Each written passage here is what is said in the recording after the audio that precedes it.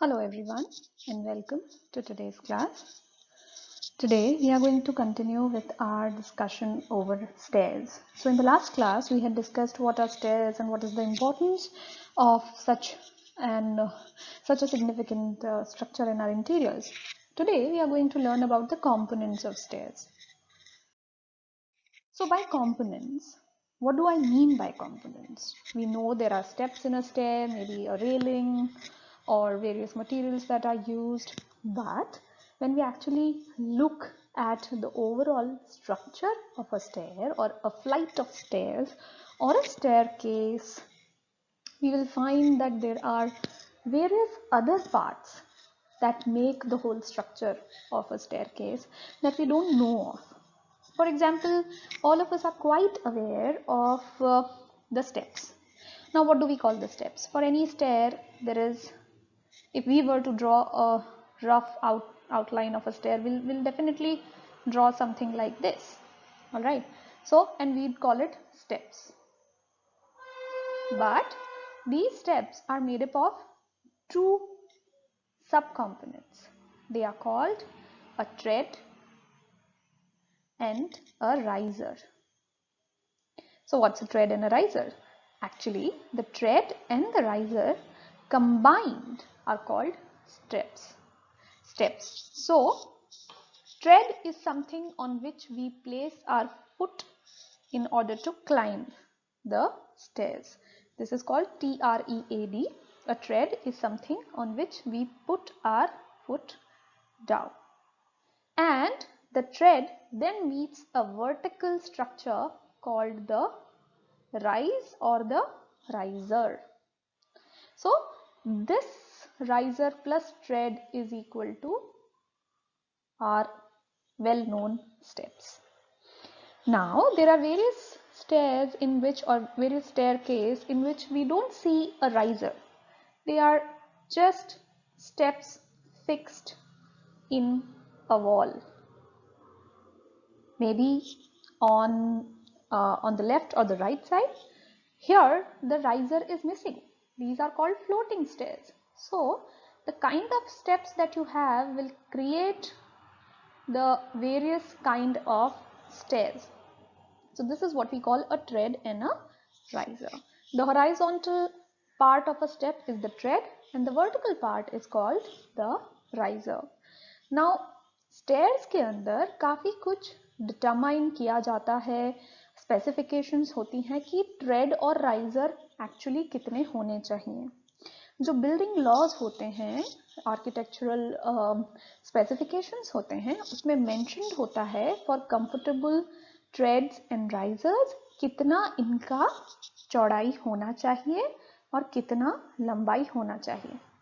I am sure आप अपने पुराने घरों में, एंसेस्ट्रल होम्स में, नियरली से 20-50 ईयर ओल्ड बिल्डिंग्स में देखेंगे कि राइजर्स बहुत ऊंचे हुआ करते थे, बहुत tall, hard to climb stairs हुआ करती थी. आपके शायद अगर कॉलेजेस अगर आपके पुराने हैं तो वहाँ भी आपको ऐसा ही मिलेगा.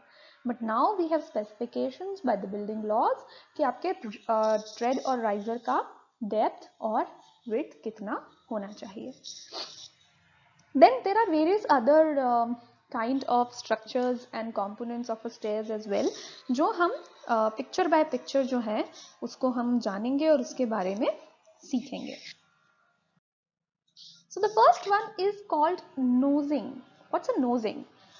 याद करें आपके घरों में भी अगर वो recently constructed homes हैं तो उसके अंदर आप पाएंगे कि जो हमारे treads हैं वो थोड़े से राइजर से बाहर निकले हुए होते हैं और ये जो बाहर निकला हुआ हिस्सा है ये कहलाता है नोजिंग. एक नाक की तरह, ट्रेड के नाक की तरह ही बाहर निकला हुआ होता है और इसे कहते हैं नोजिंग. ये आमतौर पर 1.5 सेंटीमीटर के आसपास तक बाहर निकला हुआ होता है. And the idea behind a नोजिंग is basically to create more comfort in climbing the stairs, and also it also prevents slipping out. यानी इसमें एंटी स्लिप प्रॉपर्टीज होती हैं हालांकि ये काफ़ी कुछ डिपेंड करता है कि आपके जो स्टेप्स हैं वो किस मटेरियल के बने हैं। बहुत ही ग्लॉसी मार्बल के बने हैं तो ये एंटी स्लिप प्रॉपर्टीज उतना काम नहीं करती, but nonetheless the structural portion, that is the nosing, is basically created to prevent anti-slip properties and comfort while climbing the stairs. तो ये होती है nosing. So bull nose. Okay. Now bull nose को हम starting step भी बोलते हैं. Starting step basically यानी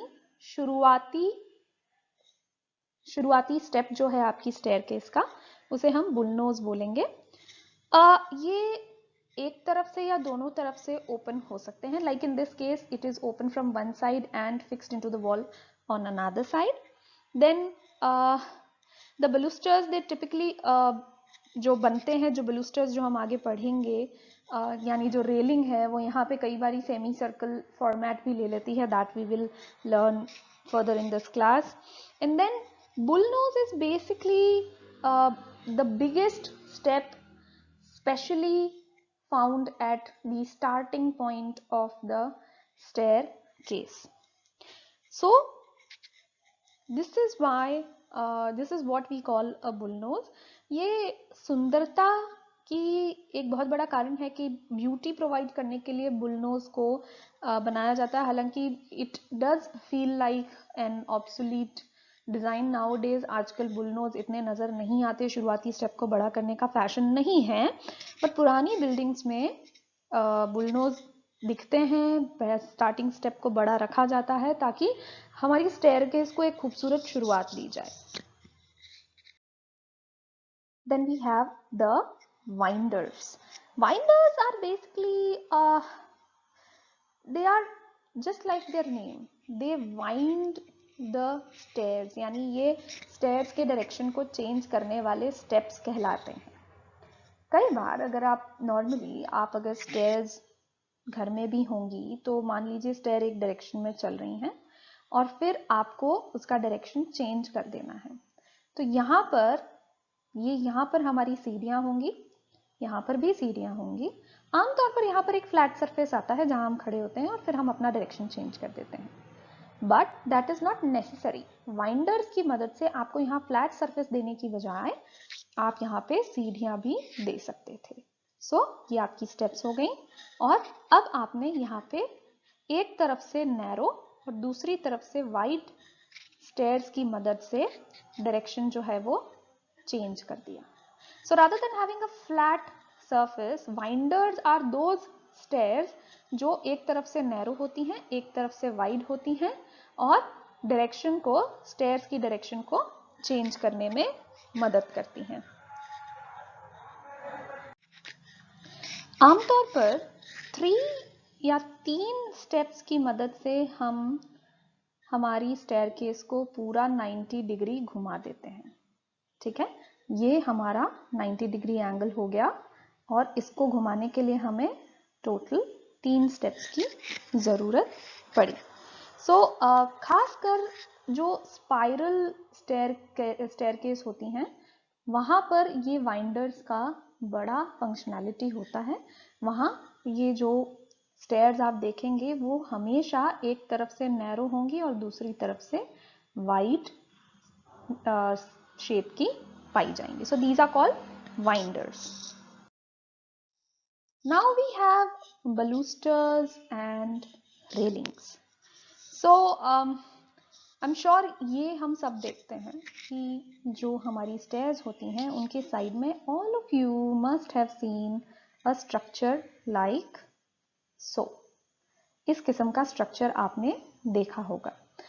इसके बेसिकली 2 हिस्से होते हैं और balusters and railings जो 2 हिस्से बनते हैं वो दोनों मिलके बनाते हैं एक स्ट्रक्चर जिसे हम कहते हैं balustrade. ओके, अब जहां हम बहुत ही आमतौर पर सिंपल भाषा में इस पूरे हिस्से को रेलिंग बोल देते हैं.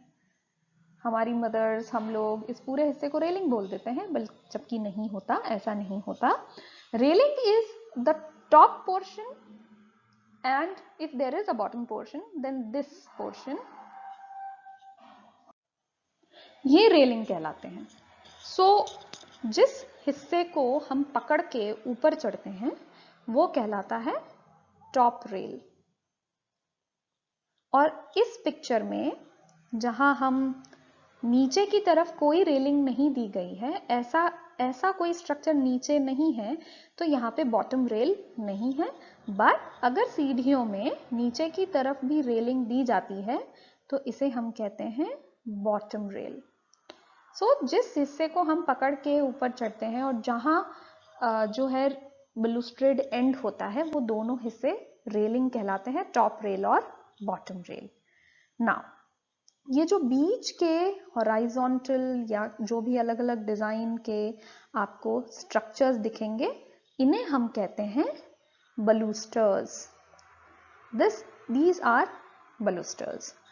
So basically जो वर्टिकल पोर्शन है, जो वर्टिकल स्ट्रक्चर्स हैं, ताकि हम स्टेयर्स को क्लाइंब करते हुए गिरे ना साइड में, उसको बचाने के लिए जो स्ट्रक्चर्स, वर्टिकल स्ट्रक्चर्स प्रोवाइड किए जाते हैं, उन्हें हम कहते हैं बलूस्टर्स. और जो हॉराइजॉन्टल या फिर एंगल डायगोनल स्ट्रक्चर्स हैं, जिन्हें पकड़ के हम स्टेयर्स के ऊपर चढ़ते हैं, वो कहलाते हैं रेलिंग, जो कि टॉप रेल और बॉटम रेल के दो पोर्शन में बटी हुई होती है. Now we have three very interesting structures that we don't really find in contemporary houses. However, in traditional houses, old vintage buildings, you might find such structures as a part of the staircase. The first one is volute. ये एक handrail element होता है bull nose step के ऊपर. Bull nose, if you recall, is the first step from the ground up in the staircase. पहला step होता है जो सबसे बड़ा रखा जाता है, और यहाँ handrail जो है वो इस तरीके से कर्व हो जाती है. ये कर्व देने के लिए, ये जो कर्व्ड स्ट्रक्चर जो है हैंड्रेल का, हैंड्रेल वही रेलिंग जिसको पकड़ के हम चढ़ते हैं, तो बलूस्टर क्योंकि एक बड़ा स्टेप है और उसको कवर करने के लिए जब हैंड्रेल नीचे आके कर्व हो जाती है, तो इस कर्व्ड स्ट्रक्चर को हम कहते हैं वॉल्यूट. ये राइट या लेफ्ट हैंडेड हो सकता है, डिपेंडिंग ऑन कि आपकी स्टेयर्स जो हैं वो किस तरफ, रेलिंग किस तरफ अवेलेबल है या किस तरफ जो है खुल रही हैं. सो ये वॉल्यूट जो है वो कर्व होता है, खासकर बुल नोज के ऊपर कर्व होता है, क्योंकि बुल नोज भी नीचे से कर्व्ड होता है. Then the second one is gooseneck. Gooseneck is basically the vertical handrail जो कि एक हायर हैंड्रेल से ज्वाइन करने के लिए थोड़ा सा एंगल ले लेता है. So here in this case, this one is the higher handrail, this one is the lower handrail. अब ये सीधा इसमें ज्वाइन नहीं हो सकता था, बीच में हमारे पास एक पोस्ट आ गया, सीधा ज्वाइन नहीं हो सकता था, और इसके लिए हमने एक कर्व्ड, एक एंगल्ड स्ट्रक्चर दे दिया. This angled structure is called the gooseneck. ये भी हैंड्रेल का ही एक पार्ट होता है, जो कि हायर हैंड्रेल को ज्वाइन करने के लिए जो angled portion of the handrail है उसे हम gooseneck कहते हैं. And then we have the rosette. This is something that we rarely find nowadays in recent buildings, जहां हैंड्रेल खत्म होके वॉल में घुसती है, वॉल में ज्वाइन होती है. वहां पर कोई पोस्ट देने की बजाय एक सर्कुलर स्ट्रक्चर दे दिया जाता है. दिस इज फॉर फिनेस, एक फिनिश्ड फीलिंग आए, इसके लिए यहाँ पे एक सर्कुलर स्ट्रक्चर दे दिया जाता है उसी मटेरियल का जिस मटेरियल की हैंड्रेल बनी हुई है, और इसे हम कहते हैं rosette. This is just for the sake of giving a finished look to your staircase and your balustrade. So then we have a newel post and a finial. So basically newel post वो structure होता है जहां हमारी staircase या balustrade आके and होती है। ये सबसे ज़्यादा डोमिनेटिंग और बड़ा बलूस्टर कह दीजिए, बड़ा हिस्सा रेलिंग का कह दीजिए। This is the first baluster which is the biggest one and is called a newel post. यहाँ से स्टेयरकेस की शुरुआत होती है। जैसे बुल नोज एक ऐसा स्टेप है जहाँ से स्टेयरकेस की शुरुआत होती है, वो थोड़ा बड़ा हो सकता है, वैसे ही न्यूअल पोस्ट एक ऐसा स्ट्रक्चर है जहाँ से रेलिंग या balustrade as we know is a combination of railing and balusters. Here this is the railing and these are the balusters. तो इस टोटल स्ट्रक्चर को शुरू करने के लिए हम न्यूअल पोस्ट बनाते हैं। Now finial is such a structure which is placed over the newel post to add a decorative element to the overall balustrade. इस पूरे सेगमेंट के को एक डेकोरेटिव या एक ड्रामेटिक एलिमेंट देने के लिए एक ऐसा आइटम, एक ऐसा कंपोनेंट जो है वो न्यूअल पोस्ट के ऊपर रखा जाता है, जिसे हम फिनियल कहते हैं, जो एक काफी ड्रामा ऐड करता है पूरी स्टेयरकेस में। Now it doesn't have any functionality as such, but it just adds to the overall look and appeal and aesthetics of the whole staircase. Coming to the last two portions of the staircase, the first one is spandrel. Now spandrel is nothing but the triangular space that is found below the stairs. ये आमतौर पर आजकल काफ़ी important segment हो चला है staircases का, जहाँ नीचे की ओर इसलिए जो स्पेस खाली रह जाया करती थी उसको स्टोरेज स्पेस में कन्वर्ट करते हैं, और ये जो स्टोरेज स्पेस होती है जो स्टेयरकेस के नीचे पाई जाती है, इसको हम बोलते हैं स्पैंड्रल.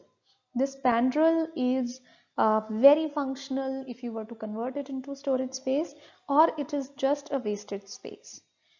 आमतौर पर स्पैंड्रल तब पाया जाता है जब आप कंसेक्यूटिव स्टेयर्स में नहीं जा रहे. For example here this could have been converted into a spandrel, however this can't, क्योंकि ये स्टेयर ऊपर की तरफ जा रही है. तो स्पैंड्रल बेसिकली वहीं पाया जाता है जहां stairs from the ground up शुरू होती है. So this angular space here is called a spandrel. Landing. Landing is the structure जो हमने वाइंडर्स के टाइम पढ़ा था कि अगर सीढ़ियों की डायरेक्शन चेंज करने के लिए आप सीढ़ियां नहीं दे रहे हैं, स्टेयर्स नहीं दे रहे हैं, और एक फ्लैट सरफेस दे रहे हैं, then this is what we call a landing. The flat surface which is required to change the direction of the stairs. Now this here gives a total 180 degree change in direction of the stairs. तो इसे हम कहेंगे half landing. अगर ये landing यहां से 90 degree पे change होती है तो हम इसको कहते हैं quarter landing. So the landing that is used to change the direction of the stairs by 90 degrees will be called a quarter landing, and the landing that changes the direction of stairs by 180 degrees will be called a half landing. So this is very important. Landing भी building laws के specifications में होना ज़रूरी होता है. It is by law specified कि आप long flight of stairs without landing नहीं दे सकते, because it can cause health hazards to old people और even children, pregnant ladies etcetera. Landing आपको वो रेस्टिंग एरिया देती है जहां आप खड़े होकर थोड़ी देर रुक सकते हैं, अपनी सांस ले सकते हैं, you can get back your breath and then walk on to the next flight of stairs. So landing is very important structure for long flight of stairs or for more number of stories in a building. So that's all for the components of stairs. Now we know that stairs is not merely made up of a tread and a riser or a step.